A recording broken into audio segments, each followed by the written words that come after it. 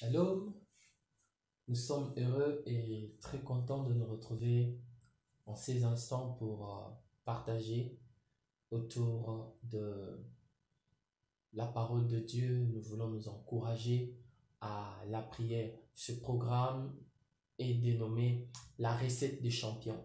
La recette des champions, qu'est-ce qui fait le champion avec Dieu? Vous allez vous rendre compte si on essaie de faire une étude systématique de la Bible pour découvrir le secret de grandes personnes dans la Bible. S'il y en a 10, au moins 9,9, pour ne pas dire 10 sur 10, ont tous eu une vie de prière. Ils ont tous eu le secret. Ils étaient tous de personnes qui savaient ployer les genoux en prière. Le but de ce programme, c'est de nous donner de stratégies bibliques, les conseils bibliques, les sagesses bibliques dans l'objectif de nous encourager à prier. Bien aimé, la prière marche, la prière marche, la prière marche. Je partage des articles sur la prière dans mon blog La Croix ma vie. Je vais vous mettre le lien en dessous de ces vidéos. Je vous prie de visiter et de lire pour vous édifier. J'ai fait une série de 10 personnes qui tous, dans des situations compliquées, dans des moments spéciaux, ils ont recouru à la prière et ils ont vécu, ils ont expérimenté la puissance de Dieu, la gloire de Dieu et la fidélité de Dieu. C'est donc ça l'objectif de ce programme. Je répète, c'est dénommé la recette de champion. Pour ces instants, donc, aujourd'hui, je voudrais partager avec vous, avec toi qui me suis, quelques préalables pour prier de manière efficace. Quelques préalables pour prier de manière efficace. Quand on parle de préalables, cela sous-entend que on est en train de se préparer à quelque chose. Mais pour réussir cette chose, il y a certaines que l'on doit observer. Donc, ça vient avant la grande chose.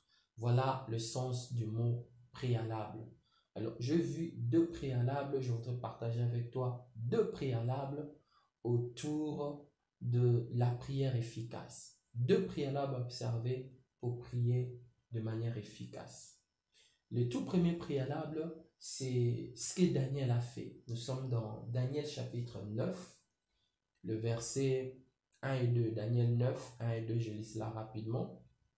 La Bible dit ceci: la première année de Darius, fils d'Assuérus de la race de Mèdes, lequel était devenu roi du royaume des Chaldéens, la première année de son règne, moi, Daniel, j'ai vu par les livres qu'il devait s'écouler 70 ans pour le ruine de Jérusalem d'après le nombre des années données par l'Éternel dont l'Éternel avait parlé à Jérémie le prophète. Le verset 3, j'ai tourné ma face vers le Seigneur Dieu afin de recourir à la prière et aux supplications en jeûnant et en prenant les sacs et la cendre. La première chose, le premier préalable à observer par rapport à la prière, bien aimé, c'est que nous devons réussir à aligner nos besoins de prière à la parole de Dieu. C'est ce que Daniel a fait. Ici, il est question d'Israël qui devait retourner sur la terre promise parce que Daniel a vécu en exil. Ils étaient en Babylonie. Or, lorsque Jérémie exerçait son ministère prophétique, Dieu a parlé par Jérémie. Il a dit que le peuple devait aller en Babylonie comme exilé et après 70 ans, ils retourneraient sur leur terre. Et Daniel vient de découvrir cette situation dans les Écritures. Le commentateur, c'est qu'ils étudient et qu'ils font le commentaire en s'appuyant sur certains faits historiques par rapport à la Bible. Ils disent que Daniel a découvert cette réalité. Il s'était déjà passé 70 ans et quelques années. Ils se mettent d'accord pour dire que c'était autour de 74 ans. Et Daniel vient de découvrir ces choses. Quand il a découvert, il dit au verset 3 qui devait ensuite recourir à la prière avec les supplications, dans le jeûne, en prenant le sac et la cendre. Bien aimé, ça c'est le tout premier préalable. Faire ceci pour prier efficacement, c'est-à-dire trouver ce que dit la Bible par rapport à ce pourquoi tu veux prier. Tu sens que tu dois prier pour un besoin d'argent. C'est bon, ne te limite pas à tes sentiments. Va plus loin. Cherche ce que la Bible dit par rapport aux besoins, aux problèmes d'argent. Tu sens que tu dois commencer à prier pour tes parents. C'est bon, c'est une très bonne chose. Mais va loin, va chercher ce que la Bible dit à propos de la prière pour les familles. Tu sens que tu veux te préparer pour les études. C'est très bien. La Bible dit un mot par rapport aux études. Tu trouves ça dans les épîtres de Pierre. Quelque part, lui-même, l'apôtre Pierre dit ajouter à la foi la connaissance, par exemple. Tu sens que tu dois commencer à préparer ton ministère. C'est bon, s'il te plaît, ne te limite pas aux sentiments. Cherche ce que dit la Bible par rapport à ces sentiments nobles.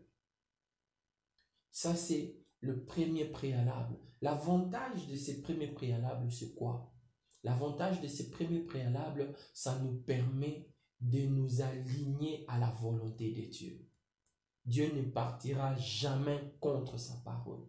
Dieu, il est dit, c'est le prophète Ésaïe qui dit, il dit, Dieu est derrière sa parole pour voir si elle mentira ou elle dira vrai. Ésaïe 55. Dieu est derrière sa parole pour veiller à son accomplissement. Et Dieu lui-même dit que sa parole est tellement fidèle qu'il la compare à la pluie. La pluie ne retourne pas au ciel sans avoir arrosé la terre, donné du pain à ceux qui cultivent le bleu et donner du vin à ceux qui plantent de la vigne. Dieu dit, il en est ainsi de sa parole. Bien aimé, on gagne à chaque fois que nous alignons nos besoins de prière à la parole de Dieu. Ça, c'était le premier préalable. Le deuxième préalable, nous trouvons cela dans Marc chapitre 6, le verset 46. Marc 6, 46, on dit ceci. Quand il y renvoyait la foule, il s'en alla sur la montagne pour prier. Ici, il s'agit de Jésus.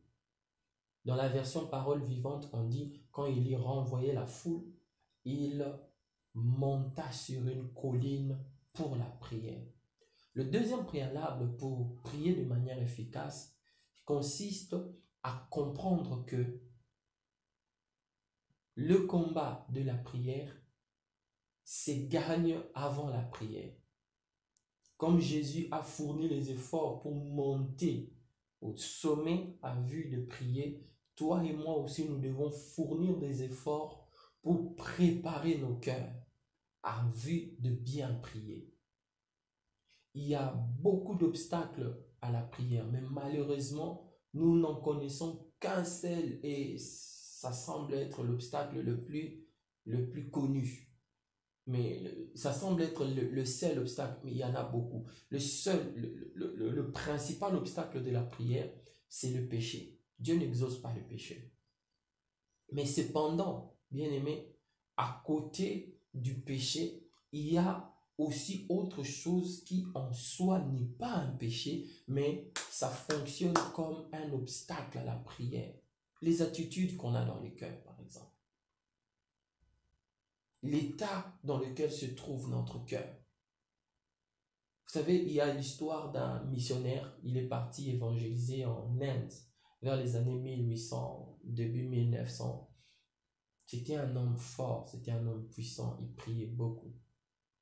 Un jour, dans sa chambre d'hôtel, il a loué une chambre d'hôtel.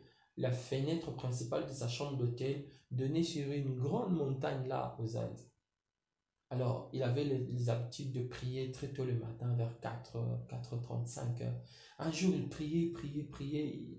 Il a senti quelque chose et puis il ouvre sa fenêtre. Il se met à parler à la montagne. Il dit, c'est donc qu'il est écrit, montagne, je m'adresse à toi. Déracine-toi de là où tu es. Va te planter dans la mer. Il a prié et puis le matin, il s'est rendormi. Et au petit matin, il rouvre la fenêtre, il trouve la montagne droit devant lui. La réaction de ces missionnaires était pitoyable. Il dit, d'ailleurs, je savais que ça n'allait pas se faire. Ça, c'est l'attitude qu'il avait dans son cœur. Une attitude pas bonne pour prier. Cette attitude d'incrédulité. L'incrédulité, c'est un état fertile pour t'amener dans le péché. L'incrédulité, c'est un obstacle à la prière. Et il y a plusieurs obstacles comme ça. Vous voyez même, ça, nous sommes dans Marc 6, mais dans Marc 11, le Seigneur prendra le temps de nommer un autre obstacle à la prière. Et là, il parle au conditionnel. Dans Marc 11, 25, il dit, et si, étant debout, faisant la prière, tu te rends compte que tu as quelque chose contre ton prochain, pardonne. Pourquoi il parle au conditionnel? Il parle au conditionnel. Le conditionnel, là, ça suppose que, premièrement, on ne peut pas se présenter à Dieu avec un cœur qui a des problèmes de rancune. Mais deuxièmement, le conditionnel suppose que, avant la prière, on a le temps de se préparer. Voilà pourquoi il dit, normalement, tu ne devais pas avoir un problème dans ton cœur quand tu t'approches de Dieu dans la prière. Mais s'il arrivait que cela soit le cas, s'il arrivait que tu n'aies pas eu le temps de te préparer avant la prière, ne continue pas à prier, arrête-toi. Le deuxième préalable, donc, pour prier de manière efficace, bien aimé, cela consiste à vaincre le combat de la prière avant la prière. Prends le temps de checker ton cœur. Prends le temps de nettoyer ton cœur. Prends le temps de pousser ton cœur. Prends le temps de t'écarter de choses négatives avant que tu ne te mettes à prier. Il y a plusieurs obstacles à la prière. Un autre obstacle, je peux rapidement le citer, c'est ce que l'on nous a dit dans notre background concernant Dieu, concernant la prière, concernant la puissance de Dieu au travers de la prière. Il y a certaines personnes, par exemple, la religion les a bloqués dans le sous-entendu selon lequel Dieu est au ciel. Et pourtant, Jésus a dit que celui qui croit en lui, son Père, le Saint-Esprit et lui-même Jésus viendront habiter dans cette personne, dans son cœur. Donc, celui qui croit en Dieu, Dieu n'est plus loin, Dieu est en lui. Et l'apôtre Paul vient encore enfoncer le marteau en disant dans 1 Corinthiens 6, 19 que notre corps est le temple de l'Esprit. Or, celui qui ne connaît pas toutes ces choses, il aura une attitude telle que la prière doit monter, toucher Dieu, revenir. Dieu est dans mon cœur. Bien-aimés, c'était la recette des champions. Nous sommes heureux de partager avec vous ce tout premier numéro dans ce programme relatif à la prière. Nous voulons prier parce que la prière est un investissement gagnant-gagnant. Nous, c'est La Croix Ma Vie, cette plateforme à caractère évangélique qui a pour objectif principal de parler autour de la personne et de l'œuvre de Jésus-Christ. Merci de nous suivre sur notre site, sur notre blog et sur notre chaîne YouTube. Que le nom du Seigneur soit béni. Et désormais, nous publions nos vidéos à raison de 2 fois la semaine, le mardi à 9 h et le samedi à 9 h. Que le nom du Seigneur soit béni. Shalom chez vous.